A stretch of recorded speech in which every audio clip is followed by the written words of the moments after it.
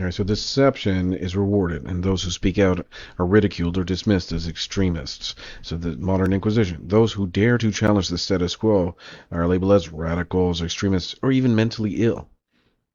Not because their arguments lack merit, but because the truth is too inconvenient for the ruling ideology. So, let's say, for example, a person that would make these types of arguments, let's say they were mentally ill, would that make the argument less, valid, right? What does the person, what is the connection there between the person and the argument made, right? But whatever. The comfort of lies. So deception flourishes because it is easier to accept than the harsh reality of injustice. Certainly, what we're seeing is an injustice beyond words. A society that refuses to confront its own moral failures will elevate those who perpetrate the lies and silence. And the lies and silence those who expose us. So they will silence the people who expose them. Because it's just easier to accept the lie than it is to accept the reality, right? So the weaponization of language, dismissing people as extreme or dangerous in a convenient way to avoid engaging with the substance of their arguments. If you can label someone as crazy, you don't have to debate them, or a misogynist, or some sort of phobist, whatever, he's a phobic, something phobic. Yeah. You're a crazy person, right? So I don't have to engage with the argument, right? But the argument is it's not my argument. It's the argument of basic embryology. I mean, it's just science. Um, so history. I'm not making any arguments. I'm not generating any kind of substance. I'm just pointing out that what they are saying themselves. Right. The science is clear. Right. The science is clear, but the industry will, make this type of deception. History repeats itself. Many who opposed past injustices, whether it was slavery, genocide, or other human rights violations, were ridiculed, ostracized, and persecuted. Yet history ultimately vindicated them. The same will happen here. So if you're on the right side of history, if you're watching these videos here, when I recorded this 2025, so it's been 25 years since the new century began here. So let's say, for example, at the end of this century here, hopefully, these videos are still up, and we'll be able to see that, man, this guy was on the right side of history. It's very, very clear to see that I'm on the right side of history, and all you have to do is tell the truth. When does the conception? When does the pregnancy occur? Is it conception? Does the birth control pill does the birth control pill actually prevent ovulation? The answer is no. Is a baby, being killed by these, birth control pills? And the answer is yes. Is human fertilization an illness that a doctor can cure? And so forth. All right. So the fear of the truth. If truth were truly on their side, they wouldn't need censorship, social shaming, and institutional suppression. The fact that they resort to these tactics proves that deception is their foundation. The silent majority versus the loud minority. Yeah. So many people instinctively know the truth, but they remain silent out of fear of social consequences. Meanwhile, those who promote falsehoods are loud, well-funded, and culturally powerful, creating the illusion of consensus. So lots of people will understand basic biology. I mean, it's not like that many people are deceived. I mean, a lot of people will be, but for the most part, most people are reasonable. The loud, the loud feminists and all this stuff.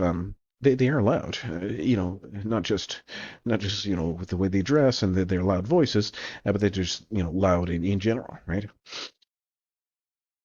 So the financial incentive of deception. So those who profit from falsehoods, whether in politics, medicine, or media, have a vested interest in maintaining the deception. The more people buy into the lie, the more power and wealth they accumulate. Truth is not determined by popularity. That's very, very important. All right. So even if the majority refuses to see it, truth remains unchanged. Science, morality, and logic do not bend to social trends or political convenience. And that's why I don't really care about how many views or, I mean, my friends are, how many views does your YouTube channel have? I don't, it doesn't matter how many views. My truth is not determined by popularity. It doesn't have any bearing. It doesn't, even if one person sees it, it will be the truth. And even if 1,000 people sees it, it will still be the truth. The truth will not change. And if 1 million or even 1 billion people will see it. It was the truth is not determined by popularity or how many YouTube views or how many clicks or likes or whatever, or even how many people see refuse to acknowledge or accept the truth. The truth will remain the same regardless of even if the people exist or not. And so the price of speaking out. So many who expose deception will face backlash, defamation, and character assassination. So I'm sure they'll try to paint me as a mental health and all that stuff. It happened before, but I do have documented evidence of the contrary and all this stuff. But it doesn't matter. Let's say, for example, I were mentally ill. Let's say, for example, I were mentally ill, and I were to put forth these arguments. Would the fact that I'd be mentally ill, would that change the verity of my arguments, right? Would my arguments still be soundly reasoned and well established in law and facts and basic biology and embryology?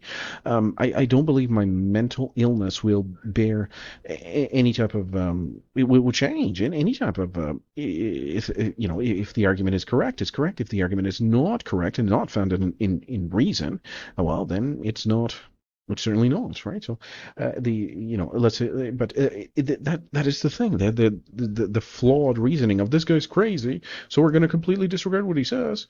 Um, well, it's folly and shameful unto you if you don't if you don't answer the matter before you hear it. That's your own folly and shame, right? But this is a necessary cost of standing for what is right. The alternative, staying silent in the face of evil, is far worse.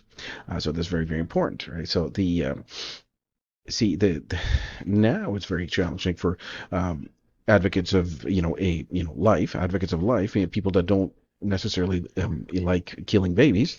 It's difficult because of these evil people, but at the end of the day, standing firm for what is truth, we know is correct. Killing babies is wrong. At the end of the day, we will always persevere, right? It's very, very important to remember that. And hope and persistence, while a deception may seem insurmountable, truth has a way of resurfacing. What is ridiculed today may be accepted tomorrow. The battle is long, but victory belongs to those who do not give up. Right, so it'd be very easy to give up and say, well, you got some case law from 1988, and we got some, politicians that are being bribed by the industry and all this stuff. She's going to get away with it. So what's the point in even making this? Well, there is a point. There's a point, because if I were to just accept this, I would be as guilty as anybody else. So it's very, very important that we do speak out against these people are extremists. Anybody that kills a baby, they're radical extremists, very dangerous people, very evil, and very shameful conduct under the guise of medicine. But all they've done is just brought the administration of medicine, under disrepute. It's very sad, very sad. So deception is rewarded, and those like me who speak out or speak, make logical, sound arguments that have sound reasoning and logic and have merit, well, they will be ridiculed as a mental illness. But I mean, the truth is always the truth; it will never change.